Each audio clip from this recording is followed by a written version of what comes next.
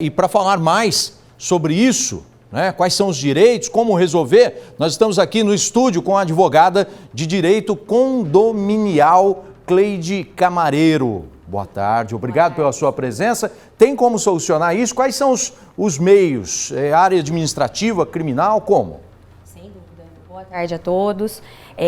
A omissão do condomínio nessa situação é uma agravante muito séria.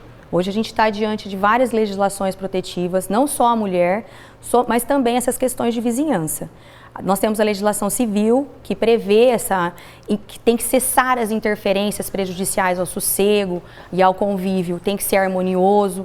A nossa legislação, ela busca de forma unificada a pacificação social e a mediação desse tipo de conflitos. Então, nesse caso específico, ele é muito emblemático, realmente.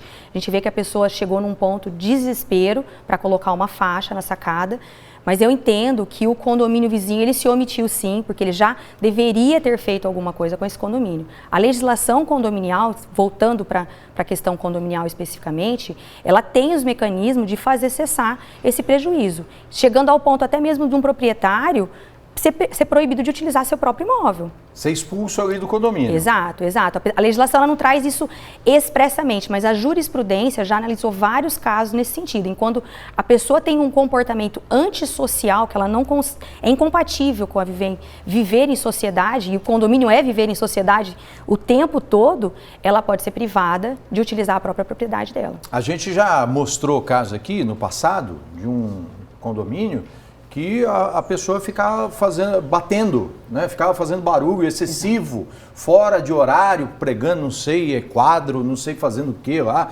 reforma que não parava mais, e a pessoa acabou entrando e teve isso daí. O proprietário ser proibido, tinha que cessar. Isso daí não precisa estar no estatuto do condomínio? Não, isso é previsão legal. Não precisa estar previsto nem em regimento, nem em convenção. Porque a legislação, ela se aplica a todos os condomínios. Agora, qual o tipo... A gente está vendo um caso aqui extremo, realmente, que eu não sei se o sujeito... Se tiver problema mental, tem que ser tratado, então. Claro, com certeza. Né? E tem que ver quem é o responsável por ele, porque pode acontecer. Sim. De repente a pessoa tem uma limitação, mas alguém lá tem que cuidar dele, então, se ele tem essa limitação. Ou se não tem, se é pelo simples prazer dele, aí ele tem que responder à justiça, né? Com relação... Quais os tipos de transtornos causados por vizinhos que podem ter penalização? Olha, todo e qualquer tipo de perturbação ao sossego, fumaça, a gente caracteriza fumígeno, né? Então, assim, tudo aquilo que gera uma fumaça excessiva no prédio vizinho, fumar na sacada, pode caracterizar uma perturbação ao sossego.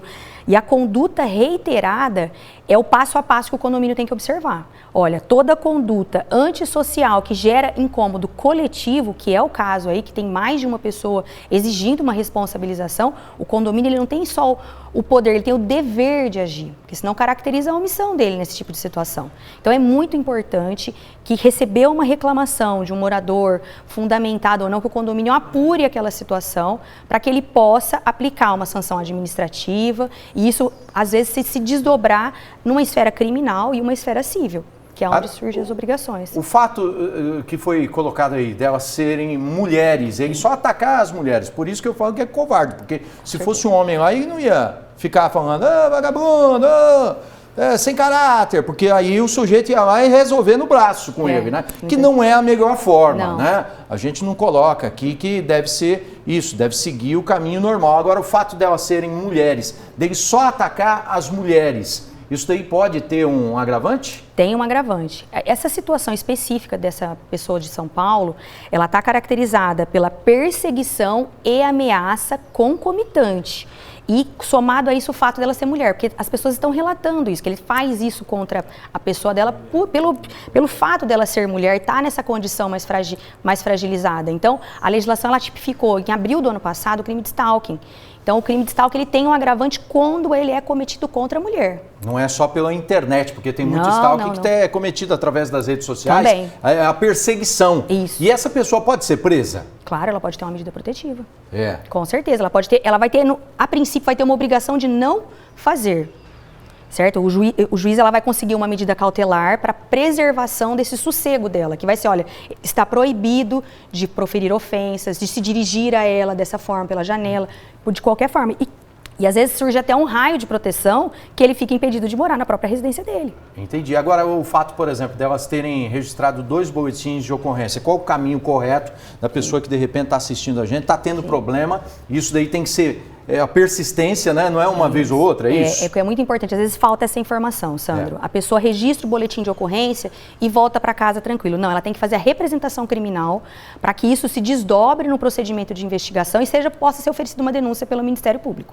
Então ela tem que registrar a ocorrência policial e fazer a representação criminal. Pedir lá na delegacia, olha, eu quero fazer a representação criminal. E ela tem prazo para fazer essas situações, né? Então, principalmente quando é perturbação ao sossego, que é um crime condicionado a uma representação. E o básico de tudo, né? Saber viver em sociedade, respeitar o direito da pessoa. Mas esse caso aqui, totalmente, sujeito fora da casinha fazer uma coisa dessa, né? Agora, vamos lá. Esse caso ele está xingando, sim, além de avistando. No caso que acontece muito em condomínio, de repente a pessoa persiste em ficar olhando, né? Só olhar. Famílias, por exemplo, que tem a mulher, tem jovem, né, adolescente. Sim. O sujeito que persistir, isso daí também tem como registrar, claro, punir a pessoa? É a perseguição, a perseguição visual, a perseguição sexual, a perseguição financeira, qualquer tipo de perseguição, ele é punível criminalmente.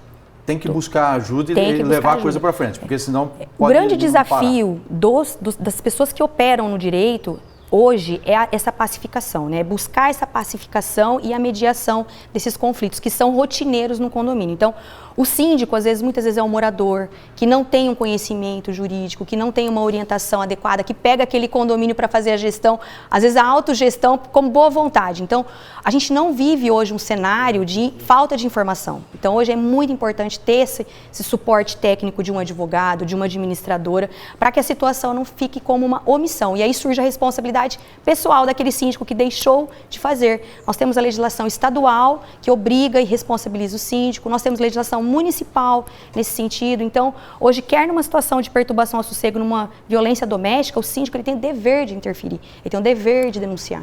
Agora, a gente está falando de um condomínio vertical, tem o condomínio de casas também, sobrados, mas se for aberto, só para a gente encerrar essa nossa conversa e orientar o pessoal de casa, e se for um vizinho, mesmo você estando lá na sua casa, sendo rua normal, também entra nesse caso? Toda propriedade, ela tem uma função social. Então, se você tem uma propriedade, um imóvel que você reside com a sua família, a finalidade social dele é de habitação da sua família. Então, se você usar esse imóvel de forma prejudicial ao sossego do vizinho, ele pode conseguir sim restringir o uso, às vezes, de uma propriedade até aberta, sem ser um loteamento fechado. Tá certo. Boa orientação. Muito obrigado pela sua participação. Bom trabalho. Obrigada, tem bastante.